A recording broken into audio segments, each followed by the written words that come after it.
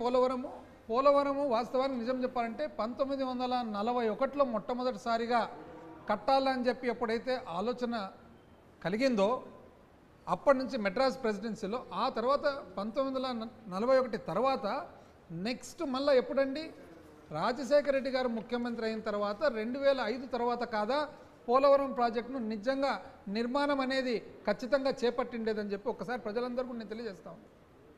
ఎప్పటి నుంచండి 2005 సంవత్సరంలో అసలు ఒక ప్రాజెక్టు కట్టాలంటే ఫస్ట్ మనకు కావాల్సిండేదేమి, పర్యావరణ క్లియరెన్స్లు, అనుమతులు, ఇతర రాష్ట్రాలకు సంబంధించిన ఒప్పందాలు, అదేవిధంగా ఫారెస్ట్కు అరణ్య శాఖకు సంబంధించిన అనుమతులు, ఈ అనుమతులన్నీ పొందిన తర్వాత డిజైన్స్ అప్రూవ్ అయిన తర్వాత వివిధ డిపార్ట్మెంట్లన్నీ కూడా, అంటే సెంట్రల్ వాటర్ కమిషన్ అనుకోండి, అదేవిధంగా అక్కడున్న కేంద్రానికి సంబంధించిన ఇరిగేషన్ డిపార్ట్మెంటు ఏదైతే ఉంటుందో, వాటర్ రిసోర్సెస్ డిపార్ట్మెంట్ ఏదైతే ఉంటుందో, అంటే ఒక్కొక్క ప్రభుత్వం దానికి ఒక్కొక్క పేరు మారుస్తూ ఉంటారు, ఇప్పుడు జలశక్తి అని అంటారు, వాళ్ళ అనుమతులు అనుకోండి, టీఏసీ అంటే TAC approval, technical advisory committee approvals అనుకోండి, ఇవన్నీ చేసిన తర్వాతనే ప్రాజెక్ట్ స్టార్ట్ అవుతుంది. అంటే 2005లో మొదలుపెట్టి 2009 వరకు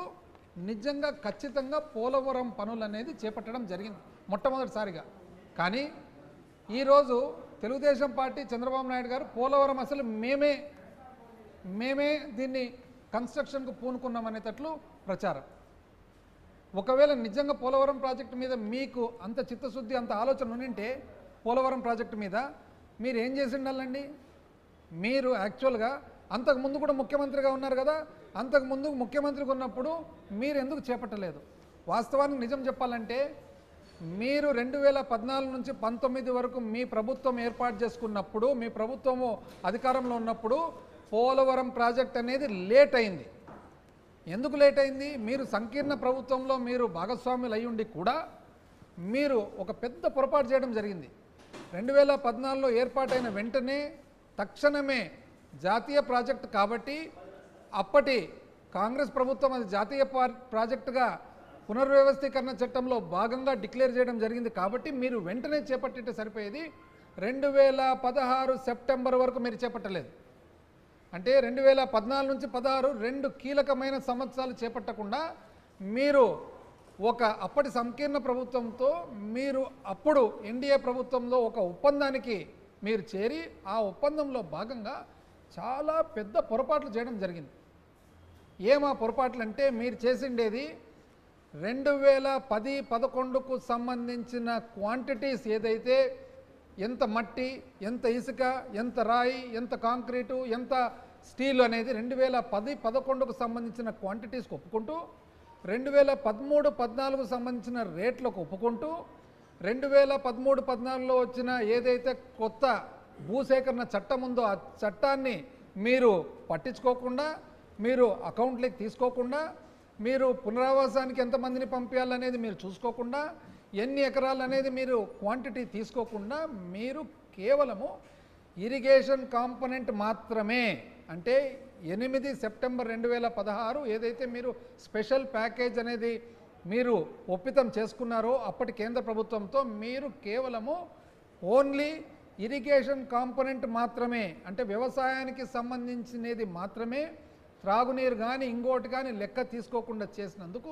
ఈ ఇబ్బందులన్నీ ఈరోజు ఎదుర్కొన్న మాట వాస్తవమా కాదా అని మీరు ఆ రోజు నిజం చెప్పాలంటే అప్పటికే ఆ నీటి సరఫరాకు సంబంధించిన కాంపోనెంట్ ఏదైతే ఉందో 4068 కోట్లయితే, ఇప్పటి రేట్ల ప్రకారం అయితే 7214 కోట్లయితే మీరు 4000 చిల్లర కోట్లు కాదని, మీరు పునరావాసానికి సంబంధించిన ఏవైతే వాస్తవానికి సంబంధించిన కుటుంబాలు లెక్కలేకి తీసుకోకుండా, పునరావాసానికి సంబంధించి భూసేకరణకు సంబంధించి మీరు 2013 చట్టము అకౌంట్లోకి తీసుకోకుండా మీరు చేసిన దానికి 55,000 కోట్లు ఇంచుమించు అవసరం ఉండే పోలవరం ప్రాజెక్టు మీరు కేవలం 20,000 కోట్లకు మాత్రమే మీరు ఒప్పుకొని రావడం జరిగింది.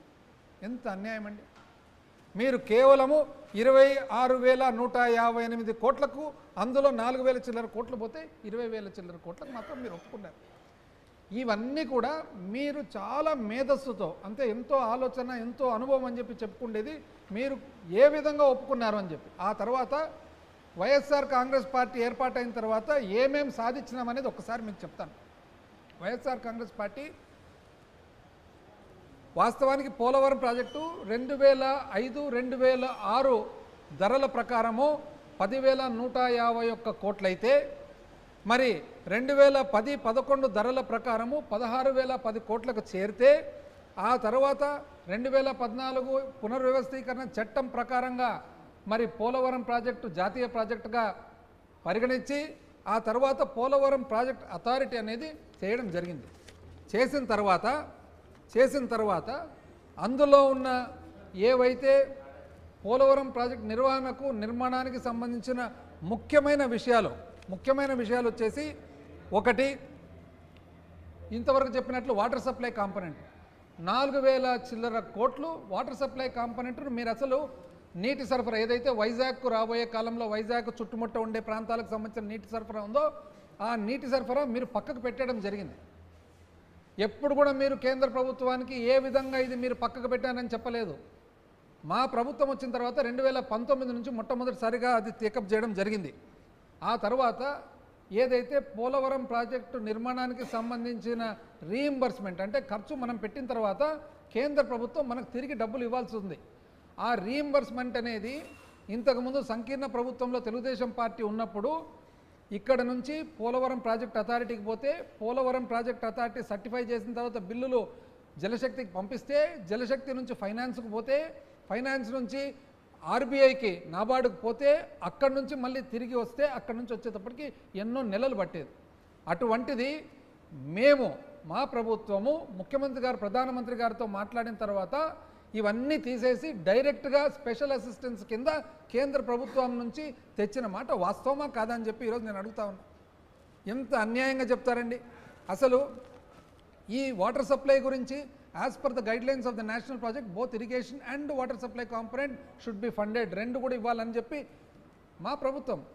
అదేవిధంగా అది ఎప్పుడెప్పుడు 12/6/2021లో ఒక ఉత్తరం ద్వారా, 16/7/21లో ఒక ఉత్తరం ద్వారా, 20 అక్టోబర్ 2021లో ఒక ఉత్తరం ద్వారా చేసినందుకు ఈరోజు వాటర్ సప్లై కాంపోనెంట్ మరి 7,000 కోట్లకు సంబంధించినది మరి ఒకసారి ప్రాజెక్టులకి ఈరోజు కేంద్రం ఇవ్వబోతా ఉంది. అదేవిధంగా రీయింబర్స్మెంట్ ప్రొసీజర్ వచ్చేసి ఆ రోజు గౌరవ ముఖ్యమంత్రి జగన్మోహన్ రెడ్డి గారు చెప్పిన తర్వాత అప్పటి ముఖ్యమంత్రి చెప్పిన తర్వాత presently the recommended amount by PPI sanction by MOJS Ministry of Jalashakti and released directly to Government of Andhra Pradesh by Ministry of Finance under Special Assistance Capital from ఎప్పటి నుంచి అండి 4/1/2022 అంటే 22/4/2022 తర్వాత